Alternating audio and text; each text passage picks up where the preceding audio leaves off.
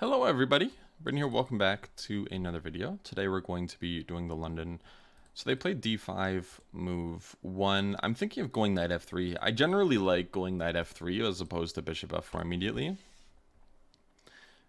Yeah, now I'll just go bishop f4. One of the big reasons why is because one of the most critical lines against the London is playing this move c5. So they might be looking at e5. I'm looking at c3 or e3. e3 has the idea of bishop b5, which is nice. So I think I'd rather have that going on. The problem is e5 is not really working here, I believe. We can just take that. This does look like a pawn. I don't think I'm missing anything either.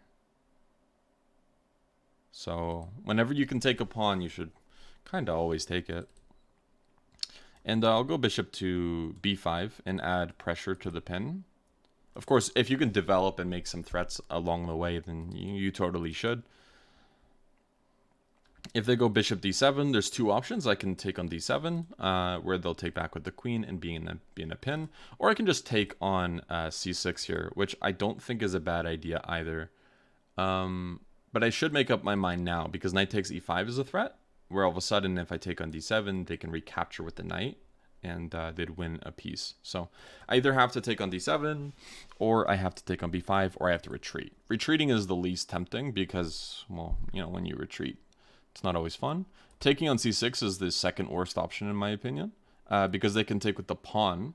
So I'm looking at bishop takes, and after bishop takes, my idea is if they take with the bishop, I can take on c6. If they take with the pawn, then I can take on d7. So I like bishop takes the most, because we're not losing the bishop pair or anything. There we go. And now we'll just castle. Okay. How should I do this? I'm thinking of taking on d6. I also like bishop to g3, just making sure my king side stays safe. Even if they go knight e4, I just develop naturally with knight to d2. So yeah, I'm gonna go bishop g3, even if they decide to go for the bishop versus the knight. Now they can't, because knight e4 I can just take it. Yeah, and I thought this would be nice because now all of a sudden we have a pretty safe king side. Whenever you can play these h takes moves, it just feels like you just get a nice position. And I think we're already winning at this point. And it might not look like it. Maybe it does, because we're also up a pawn. But if you just look at the structure and you add a pawn on like f7 here, I think that it's very likely, or maybe even g6 if we're going to be a little bit fair about it. But I think the biggest problem is they have so many weaknesses and we have so many strengths. So I'm going to go rook d4, which is probably going to entice them to take, because if they don't take, I win e4. So I think what's going to happen is they're going to take, oh, okay. So I can take on e4, or I can go rook to d1 and encourage them to take. I like both, actually. Let's go rook to d1. So I can take on e4, but then they get the second rank. So I want to prevent them from getting activity. One of the best things you can do when you're playing rook endings is prevent your opponent's activity first. Or at least try to reduce it. If your opponent has active counterplay, all of a sudden the advantage might mean significantly less as a result. So that's kind of what I'm going for here.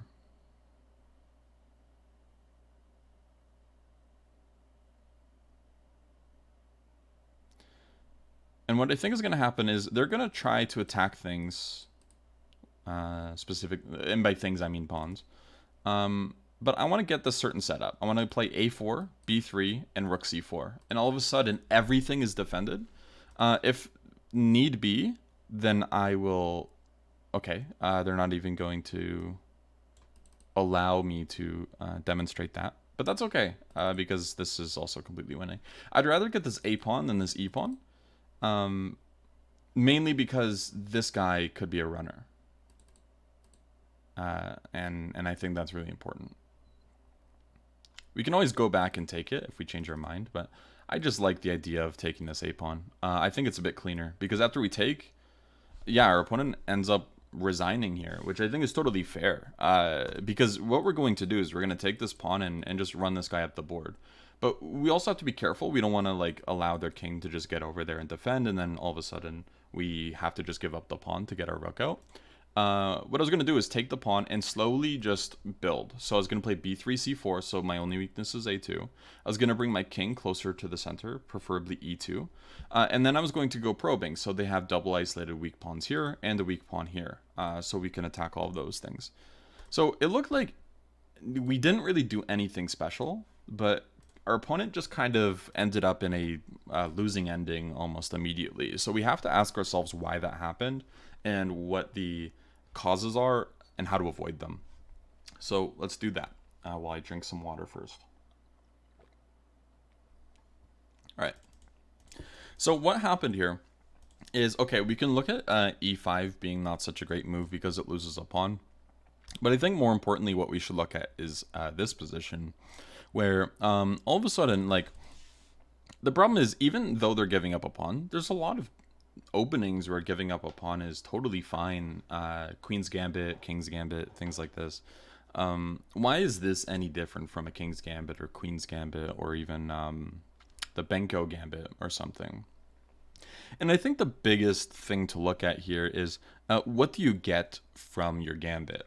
Whenever black takes on c4 in the Queen's Gambit, the biggest thing that they have to grip with is that, well, white can develop and take the pawn back. That's kind of the big thing. Black has to create weaknesses that they can't really maintain to try and keep the pawn. For example, if they just keep trying to hold on to it, they end up in tactical problems because they're overextending their position while being underdeveloped. Here we can take on b5 and win the pawn. And of course, if they play c6, we can take anyways because of queen f3. This is an example of overextension. So when we look at this position, the thing is, after we take the pawn, we're not in a problem of overextension. We've done nothing but develop. However, they've played moves like f6 and e5. f6 specifically comes to mind as a bad move because it prevents some of the pieces from going to natural squares. This knight might have to go to e7 now after some sort of e6, and all of a sudden this bishop's out of the game. Or you have to go bishop d6 first and then knight to e7. Both of which are not really that tempting. So it's a bit too early to play like this. You can argue there's like Carlsbad structures if we look at something like this. Or one of the setups you might actually see, let's just say bishop f4, c6, e3, bishop e7. I'm not going for anything specific and accurate, but you might see positions like this, where all of a sudden you see like f3 and e4 setups, but there's a big difference between the two. Here, the biggest problem for white, or for black, is that white actually has developed a lot of their pieces, and all their pieces have gone to good squares already. However, white has developed in a way to allow this. And when you look at this knight c6 setup, as in the game, this is completely different because they haven't really set it up and prepared for it correctly. So remember that if your opponent's going to play moves like this, it doesn't necessarily mean they're good moves. It might just mean that they're overextending before they should, kind of like the Queen's Gambit line that I showed. So taking the pawn, and then after that, because of it, we actually are ahead in development. And we just make natural moves that create threats each move. That's all we did. It was nothing special. So the way to avoid this is to not overextend in your openings. Bishop d7, and of course bishop takes c6, I think was an important thing to look at. Because again, if we take like this, they might take with the b pawn and go, for example, like c5. And all of a sudden they get a little bit of a center going, right? I think this is a bit scarier to look at. So taking on c6 and realizing even though we're giving up the bishop pair for just a move, we actually don't really give it up here because we can just take on c6. If they take like this, then we take like this, which might be a better option because then their queen is better developed here. So bishop takes, knight takes, and so all I was doing is just making exchanges that look like they benefited me. It's all about trades, right? So castles, and here This trade might be good. Maybe it's not something I quite love, because after even c takes, and maybe they play something like c5, they get a bigger center as a result. Even taking with the queen isn't such a bad wrap for them. So I thought that bishop g3 might have been more tempting, because if they were to take, like they did, we can play h takes, have more central control, and also it's maybe a little bit harder to get something like an attack going against us with this type of structure. This is very common for London players to know. And yeah, and then again, all I did was trade or wait for trades. So a lot of people at this level might make trades even if they're not beneficial. And I don't think this trade was particularly good. I don't think white wants to trade on d6, but I also don't think black does. And I think that black has better options here. Like queen d7 and then bringing a rook to either e8 or even b8 makes some sense. I don't think it's particularly effective because of b3, but all these moves do make a lot of sense. And even knight e4 makes a lot of sense too. I was planning knight d2, but if they want to take with the knight, I think that makes perfect sense. And this is a very logical way to play. And now if they castle knight f3, of course they're still worse because they're down the pawn, but this is a completely different story.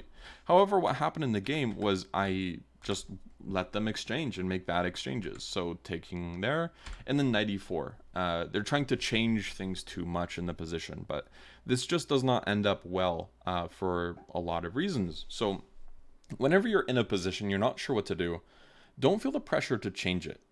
Don't be impatient. I've seen a lot of players 13, 14, 1500. They don't know what to do in a position, so they make a drastic change, even if it doesn't benefit them, and they know it's not good for them. And that is the hardest thing to change about your chess, but it's also one of the most important ones.